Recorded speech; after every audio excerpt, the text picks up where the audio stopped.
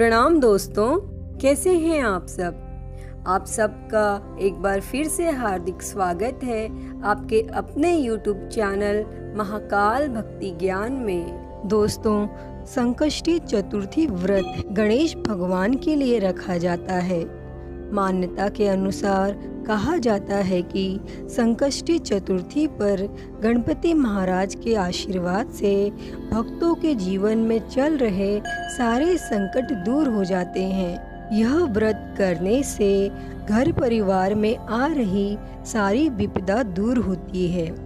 कई दिनों से रुके मांगलिक कार्य भी संपन्न होते हैं तथा भगवान श्री गणेश असीम सुखों की प्राप्ति कराते हैं। हालांकि दोस्तों, व्रती को इस व्रत का फल तभी प्राप्त होता है जब वह संकष्टी चतुर्थी की कथा को सुनता है।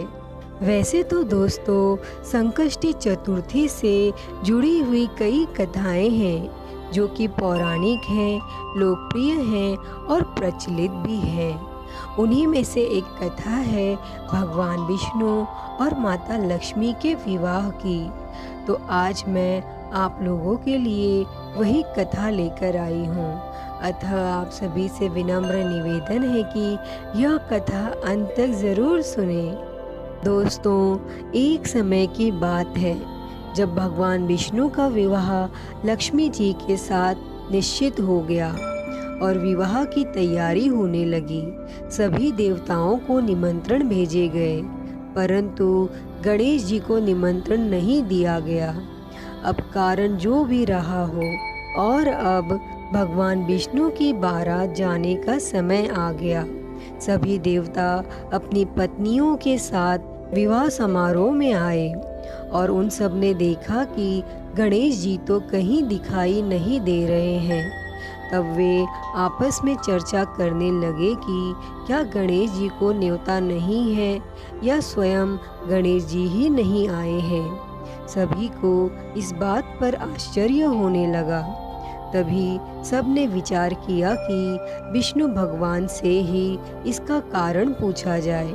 तब भगवान विष्णु से पूछने पर उन्होंने कहा कि हमने तो गणेश जी के पिताजी भोलेनाथ महादेव को न्योता भेजा है। यदि गणेश जी अपने पिता के साथ आना चाहते तो आ जाते, अलग से न्योता देने की कोई आवश्यकता भी नहीं थी। और दूसरी बात यह है कि उनको 1.25 मन मूंग, 1.25 मन चावल, 1.25 मन घी और 1.25 मन लड्डू का भोजन दिन भर में चाहिए। यदि गणेश जी नहीं आएंगे तो कोई बात नहीं, दूसरे के घर जाकर इतना सारा खाना पीना अच्छा भी नहीं लगता। और इतनी वार्ता कर ही रहे थे कि किसी एक ने सुझाव दिया कि यदि गणेश जी आ भी जाएं तो उनको द्वारपाल बनाकर बैठा देंगे कि आप घर की रखवाली करना। आप तो चूहे पर बैठकर धीरे धीरे चलोगे तो बारात से बहुत पीछे रह जाओगे। और यह सुझाव सभी को पसंद आ गया और विष्णु भगवान ने भी अपनी सहमति दे दी। फिर होना क्या था, इतने में गणेश जी वहां आ पहुँचे और उन्हें समझा बुझाकर घर की रखवाली करने बैठा दिया। और बारात तो चल दी। तब नारद जी ने देखा कि गणेश जी तो दरवाजे पर ही बैठे हुए हैं। तो वे गणेश जी के पास गए और उनसे रुकने का कारण पूछा। तब गणेश जी कहने लगे कि विष्णु भगवान ने मेरा बहुत अपमान किया है। उतने में नारद जी ने कहा कि आप अपनी मूषक सेना को आगे भेज दें तो वह रास्ता खोद देगी, जिससे उनके वाहन धरती में धंस जाएंगे। तब आपको सम्मान पूर्वक उन्हें बुलाना ही पड़ेगा। फिर गणेश जी ने अपनी मूषक सेना जल्दी से आगे भेज दी और सेना ने जमीन पोली कर दी। जब बारात वहां से निकली तो रथों के पहिए धरती में धंस गए। लाख कोशिश करे परंतु पहिए नहीं निकले। सभी ने अपने अपने उपाय किए, परंतु पहिए तो नहीं निकले, बल्कि जगह जगह से टूट गए। किसी को समझ में नहीं आ रहा था कि अब क्या किया जाए। तब नारद जी ने कहा, आप लोगों ने गणेश जी का अपमान करके अच्छा नहीं किया।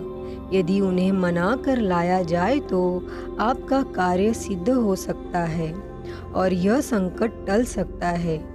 तब भगवान शंकर ने अपने दूत नंदी को भेजा और वे गणेश जी को लेकर आए। फिर सब ने गणेश जी का आदर सम्मान के साथ पूजन किया।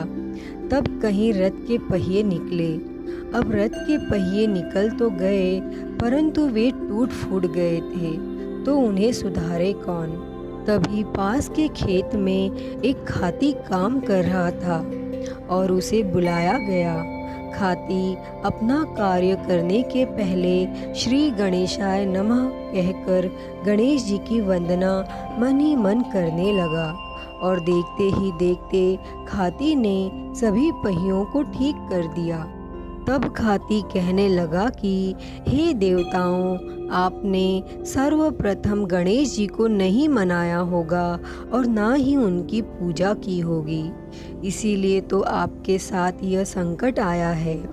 हम तो मूर्ख अज्ञानी हैं, फिर भी पहले गणेश जी को पूजते हैं और उनका ध्यान करते हैं। आप लोग तो देवता गण हैं, फिर भी आप गणेश जी को कैसे भूल गए। अब आप लोग भगवान श्री गणेश जी की जय बोलकर जाएं तो आपके सब काम बन जाएंगे और कोई संकट भी नहीं आएगा।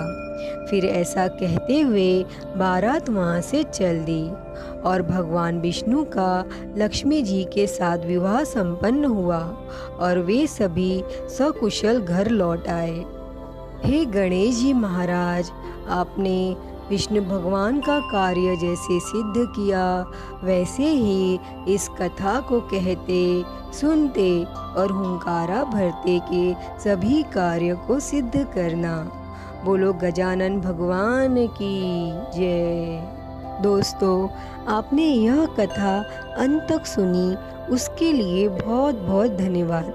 अगर आप लोगों को यह कथा पसंद आई हो तो प्लीज़ लाइक करें, शेयर करें, कमेंट करें और मेरे चैनल को सब्सक्राइब कर नोटिफिकेशन बेल को ज़रूर ऑन कर लें। हर हर महादेव। धन्यवाद।